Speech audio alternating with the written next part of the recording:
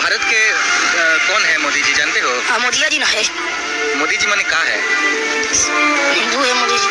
अच्छा, मोदी जी हिंदू है। तब और तुम ऐसा सवाल पूछे भैया हम बता ही नहीं पाएंगे, तब क्या हम बताएं?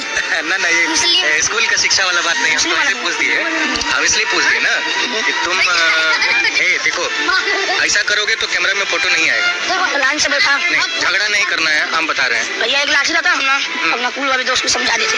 अच्छा, तुम बड़ा होके क्या बनेगा? बड़ा होके क्या बनोगे? ना पढ़े हैं ना लिखे हैं तो क्या बनेंगे हम ऐसे हमको क्या बनाएंगे? हाँ, बड़ा हो जाएंगे तो काम करेंगे, अपना घर बसाएंगे, खाएंगे पिएंगे, बीबी रखेंगे और क्या करेंगे? 2-3 को बच्चा होगा तो भैया मतलब 2-3 बच्चा करना है तुमको, है ना? तो बच्चा ना कब तक सही हम रहो। अच्छा, तब बिना अच्छा एक बात बताओ, तोरा के भोजपुरी आवेला ना? भोजपुरिया बोलते नहीं, हम हिंदू बोलते हैं। तो बढ़िया बता, हमरो भोजपुरी आवेला, हम बात करते नहीं तरह से। सुना भैया सोनभद्र हर घर, पटना बिहार हमार, गोपालगंज को शहर पड़ेला, ओजा घर बा। तो तू एजा भीख मांग के कमाला खाला, परिवारों चलाओ तरह, बहनों के देखत तरह, तेरा बढ़ानो होके के बा, बिना पढ़ले लिखले बियाह शादी कर ले के बा, तो बच्चा भी पैदा कर ले बा। इतना पूरा एरिया बना भैया, पूरा पढ़ी लिखे बड़े बीबी रखे बना। हम पर आदमी बीबी रखे बना, हम तभी कुछ जानते नहीं तो बीबी रख ले। तब मतलब तेरा जीवन के सबसे बड़का उद्देश्य बीबी रखल बा। तब जब ना रही घर में लक्ष्मी तो हम अकेले रखे का करब। ओके तब अच्छा, और बताओ अगर शादी ब्याह हो जाए तो क्या करबा? ओ का करब भैया, कमाई खिलाई ई करब। का कमाई बताओ? काम करब, ईटा मसाला करके काम करब, अपन दू रोटी के अपन कमाई खेलब। अगर पैसा देबो आई तो अपन घर बसाई, अपना बीबी खियाई, हम खाई, अपन बाल बच्चा खाई। तब इतने जना ना तो पूरा एरिया हम संभालब का? हम तो खुदे ना संभाल पाए तो पूरा एरिया कैसे संभालब? तब भैया एक और बात बताओ तुम हमको। हाँ भैया, कि इससे जीवन तो नहीं चलेगा, इतनी ठंड में आप रोड पे सड़क पे रह रहे हैं, है ना? ऐसे ये पीछे आप ही लोग का रहने वाला है क्या? उस बगल देखे ना, आप लोग कहाँ रहते हैं? उस बगल, इसके उस साइड में। हाँ।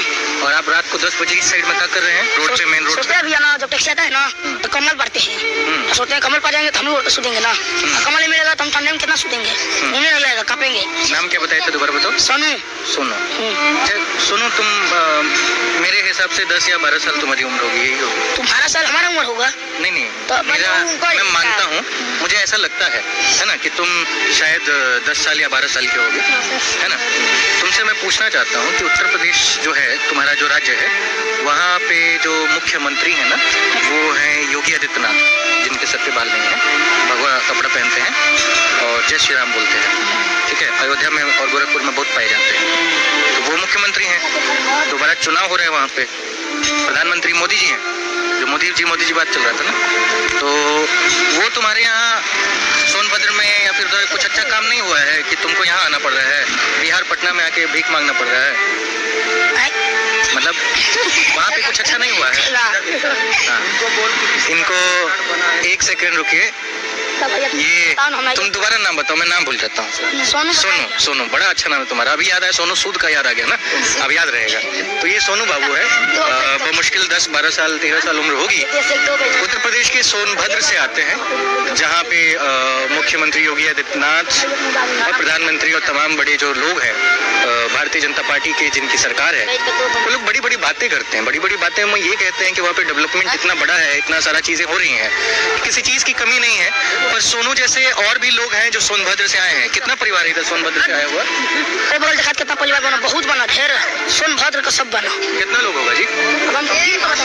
इधर आओ, तुम्हारा कहाँ घर है? सोनभद्र रहने जिला। बैठो। तुम्हारा घर सोनभद्र रहने जिला। अच्छा, तो कितना लोग हैं वहाँ? कम से कम यहाँ 5000 से ऊपर आदमी है। सोनभद्र जिला का ही?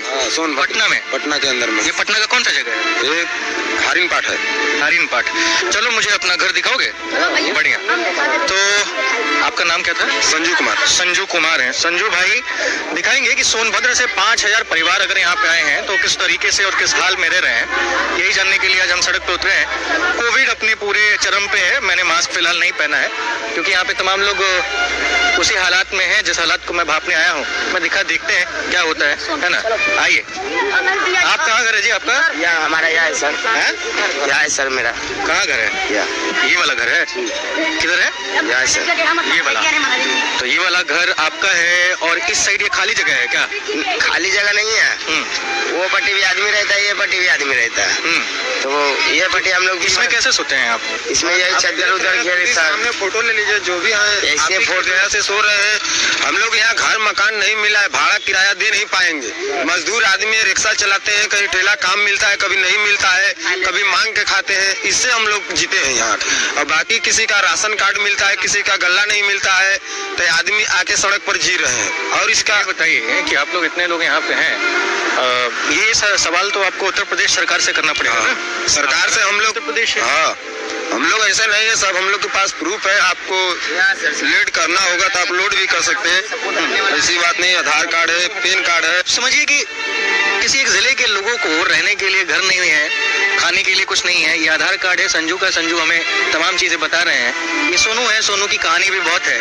समझिए कि अगर इस देश का भविष्य पटना में आके, यूपी से पटना में आके और पटना के आर मोड़, मोरिया लोक और तमाम ऐसी जगहों पे जब डफली बजा के भीख मांगेगा तो इस देश का क्या होगा? इस देश का क्या होगा? इस देश में जो बड़े बड़े चीजें बनाने की बात हो रही है उनका क्या होगा? आज प्रधानमंत्री जी फंस गए थे 15-20 मिनट एक हाईवे पे फंस गए थे, तो एक मैसेज आया, ट्वीट आया कि भाई मेरी जान बच गई, शुक्रिया कहिएगा उस मुख्यमंत्री को।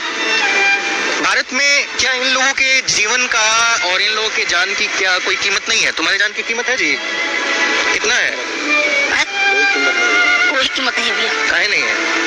कौन देखभाल कर रहा है? मतलब इसे भी लगता है, मतलब ये तो कंफ्यूज है बेचारा, छोटा है, ये क्या कहेगा। लेकिन तकलीफ आप समझिए कि मतलब हंसी भी आ रही है कि भारत का एक प्रधानमंत्री 15 मिनट अगर किसी ऐसे जगह पे फंस जाता है तो उसे लगता है कि उसकी जान जाते हुए बच जाती है। सरहद पे सैनिक मरे और दिल्ली के बॉर्डर पे किसान मरे, लेकिन उनके लिए कोई संवेदना व्यक्त नहीं की गई प्रधानमंत्री की ओर से। और आज अगर कोई प्रधानमंत्री 10 मिनट के लिए रुक जाए, 15 मिनट के लिए रुक जाए तो उसे लगता है कि बाल बाल उसकी जान बच गई, सुरक्षा में बड़ी चूक हो गई, किसान गलत हुए, फलाने हुए, टिमकाने हुए। लालू यादव की एक बात याद आती है। लालू यादव ने कहा था कि नेता हो या प्रधानमंत्री हो, उसकी जान की कीमत एक आम इंसान से ज्यादा नहीं होगी और ना ही होनी चाहिए और ना ही होती है।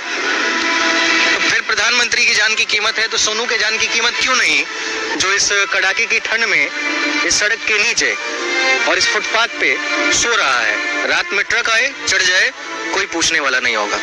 कोई रात को आए, कोई पत्थर मार के चला जाए, कोई कुछ कर दे, कोई पूछने वाला नहीं है। ठंड में मर जाए, कोई पूछने वाला नहीं है। रात को करीब 11 बज रहे हैं, 11 बजे भी ये इतने बच्चे जो आपको दिख रहे हैं ये सड़क के किनारे खड़े हैं और हमारी गाड़ी देखते ही हमारे पास दौड़ के आ गए। आए तो क्या था? दुख थी, तकलीफ थी, उम्मीद इन्हें ये थी कि शायद मैं कुछ खाना लेके आया हूँ या फिर कोई कंबल उम्बल लेके आया हूँ जो मैं इनके ऊपर बांटूंगा। पर इन्हें नहीं मालूम कि मैं तो वीडियो बना के चला जाऊंगा और वो मैं यूट्यूब पे चलाऊंगा, फेसबुक पे चलाऊंगा। उसमें से कुछ आप लोग देखेंगे, कुछ संवेदनशील लोग शायद इस पे सोचें और सोच के इसको आगे बढ़ाएंगे, कुछ लोग देख के निकल जाएंगे।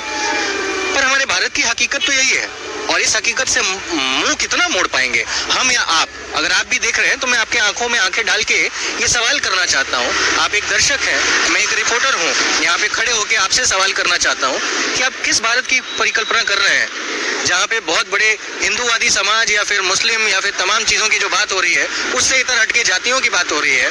आप भारत के बुनियादी लोगों के पास चले जाएंगे तो उनको आज भी आजादी के 75 साल बाद भी मैनिफेस्टो का मतलब नहीं मालूम है।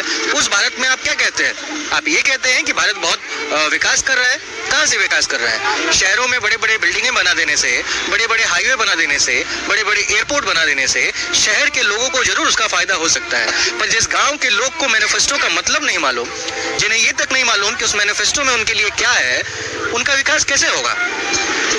क्या आपको लगता है कि किसी गांव में, किसी विधानसभा में, किसी जिले में, बिहार के ही किसी जिले में या फिर सोनभद्र उत्तर प्रदेश के ही किसी जिले में और जिले के विधानसभा में मैनिफेस्टो पे लड़ाई होती है?